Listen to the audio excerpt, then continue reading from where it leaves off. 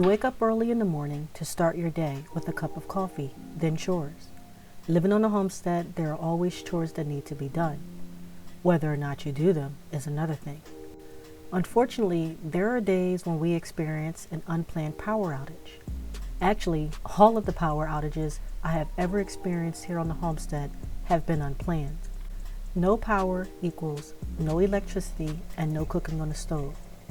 More like no cooking on the electric stove. But we have a wood burning stove, so a power outage isn't enough to halt the activities on our homestead. We have our power outage routine down pat.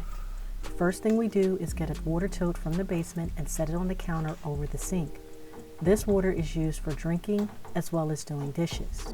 For those of you who do not have a wood burning stove, check out my video on how to cook on a Mr. Buddy heater. When you want coffee to start your day, a mere power outage should not get in the way of that. And for us, it is insane to even consider going out to get a $5 cup of coffee from a fast food location. Do you and your family have a power outage routine that you follow? If so, please share in the comments section. As always, thanks for watching.